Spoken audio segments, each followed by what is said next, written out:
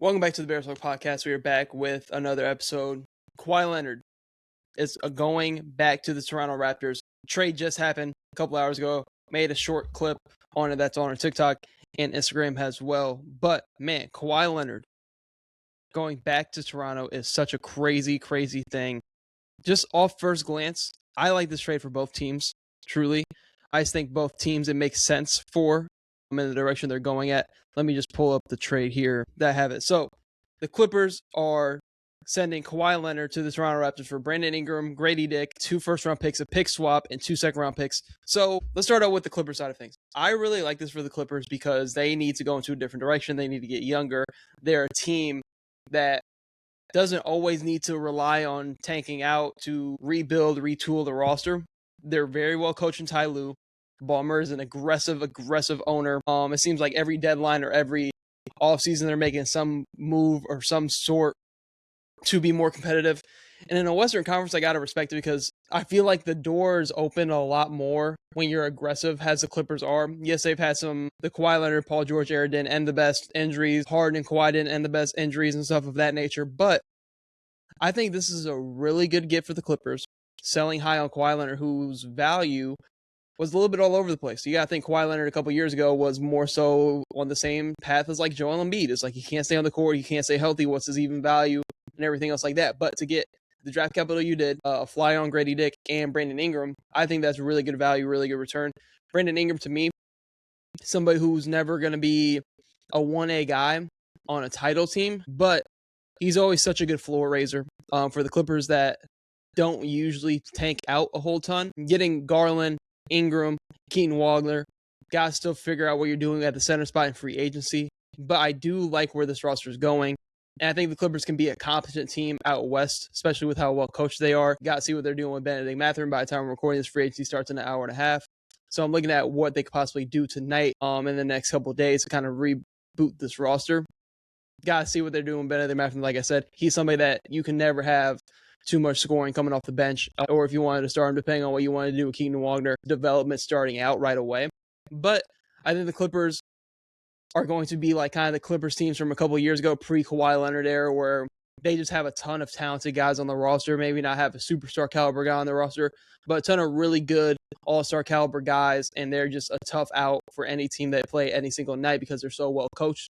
And they're also putting themselves in a position with more capital going forward to like, they don't have their own first-round pick next year. We still want to be competitive. Let's go ahead and just continue to buy. They're another team that I'm not going to be shocked with how aggressive they are if they go out in free agency or make another trade for so-and-so, because I feel like they got their pick. Getting the Zubac trade to go the right way for them and to get the 5th overall pick and get Keaton Wagner, who has a high ceiling, I think it's very good for them. And I think the Clippers going forward are in such a good spot because of it. And I think they're going to continue to be aggressive, continue to buy.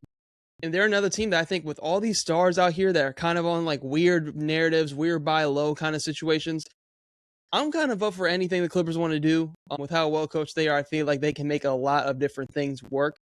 But I think Brandon Ingram, Darius Garland, definitely great floor raisers for a team that doesn't have the first round pick next year.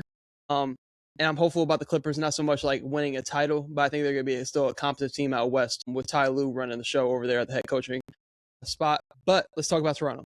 Toronto, to me, going into last year, I was high on 2 teams. I was high on Toronto and I was high on Phoenix. One, Toronto's defense and their outlook really impressed me. Scotty Barnes, somebody who I'm super high on. I think he's the best defender in the sport outside of Victor Wembanyama, most versatile defender. He's a legit able to guard 1 through 5 at his position. And his offensive leap that he showed this past year in the playoffs against the Cavs, taking them 7 with barely any Brandon Ingram, Andy Mangle quickly being out. His offensive leap was really impressive because he always looked at Scotty Barnes like, yeah, he's a great defender. How much is his offensive game going to grow? And what he showed you last year in the playoffs, very good there. The leap is there and the growth is there and it's showing. But is he good enough offensively to be like a 1 on a title team? Yet to be discovered. But trading for Kawhi Leonard, he doesn't have to rely on being the 1. This unit, I'm so excited to see play because the defensive unit, they might be the best defensive team in the league. they might be the best defensive team in the league. Yeah, they might not have a super high caliber rim protector, but when you're looking at this Toronto Raptors team, they have the best perimeter defense in the sport, in my opinion, with Jamal Shed, Kawhi Leonard, Scotty Barnes. RJ Barrett's not the greatest defender in the world, but he's not the worst either. Emmanuel Quickly, solid defender as well. To where I'm like, yeah, they might not have that backline rim protector, and they can still make another move for like a Miles Turner of some sorts, because they do have Emmanuel Quickly's contract as well that they could possibly move there in a really good spot to make another move and pivot. But if I'm just looking at this team right now, they can be one of the best defensive teams in the league. You get a closer, an offensive caliber guy in Kawhi Leonard, putting him with Scotty Barnes to be his number 2, and you have scoring, shooting, defense, versatility all over the roster.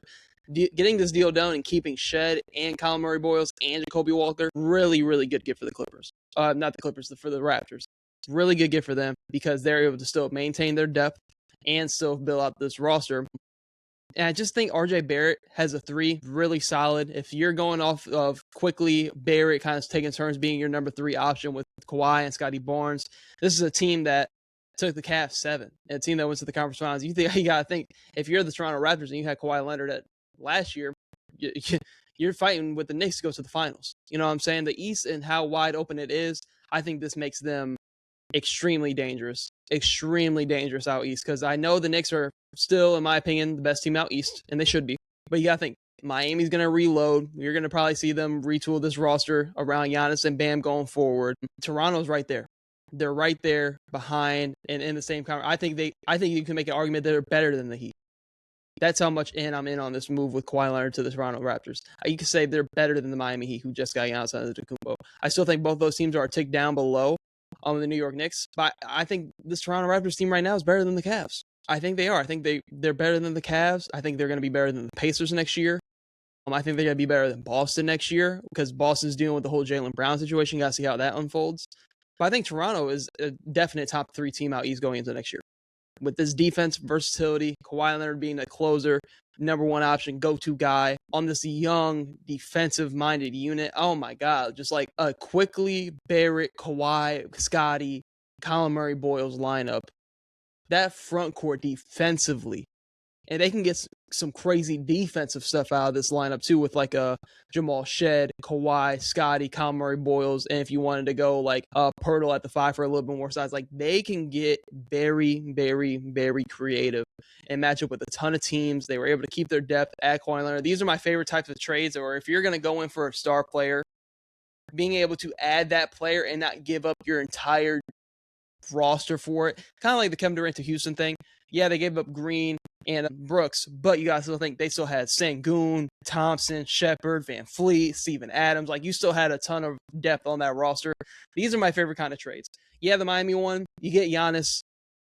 Miami was due to make some kind of splash or some kind of move. They needed to very badly. But you see how they gutted their whole roster, and they still have some guys. They still have Andrew Wiggins, possibly Norman Powell. Still have Davion Mitchell. You were able to get Bobby Portis in that deal as well. But you gave up a lot of your younger depth pieces. You're doing that for Giannis. I'm not saying you're not, but it's just like those kind of trades are like a bigger gamble. That I think something like this, which I think is a really good gift for both teams, one of the rare like win-win trades off the rip for me, that I really like it from both sides. So I'm looking at Toronto to be a very dangerous team next year, and I think they're going to be a top 3 team going into the season out East. I think they're going to be above Miami, just a little bit below New York. I know we're going to have the, if Kawhi Leonard stays healthy, you got to have the what if questions with somebody like Kawhi with the injury history. But man, if he stays healthy, Toronto's not going to be an easy team to play in a playoff series. They're just not. They took the Cavs 7 with half an offense, really no spacing at all, it seemed like, and they took them 7. And it looked like in that first half, they were about to get the Cleveland Cavaliers up out of there. But man, I'm just excited to see this team play defensively. I think this is a win-win for both the Clippers and the Toronto Raptors. Interested to see what other moves the Raptors could make, because they do have some flexible contracts very quickly if they want to go get more of a floor spacing 5. Man, this is now a time where I'm like, man, you add Miles Turner to this team too, and you get the Bucks to take on Pirtle's contract or Quickly's contract, and you could add Miles Turner to the mix. Whew, we're talking getting to the finals for Toronto. That's how in I am on this move for them. If you're the Clippers, I'm interested to see if maybe you can snag maybe Walker Kessler, Jalen Duren, get in on those discussions to address that 5 spot. You still have some other guys you could possibly trade for, some like Derrick Jones Jr., possibly go for a first-round pick as well for his point of attack defense. I'm interested to see if anybody's interested in somebody like Chris Dunn, another defensive guard, but it seems like they're kind of selling off some assets to kind of pivot this roster into still being competent, still being competitive, but they're just kind of going for a new, younger look, which I think they're due for. But really like this trade for both sides. Free agency starts in about an hour. I'm kind of just going to be sitting, computer in front of me on my phone, just watching everything unfold. Probably get on some more TikTok clips, IG clips, stuff like that, just because they're easier, instant reaction stuff. And then probably tomorrow, me and Cole will probably get on and do just a reactions from day one of free agency and reacting to some of the stuff that has gone down. But that's kind of just giving you guys like a little bit of a timeline for what could be coming in the next couple of days content-wise. But thank you guys for tuning into this episode of the Barrel Talk Podcast. Hope to see you tune in to future episodes.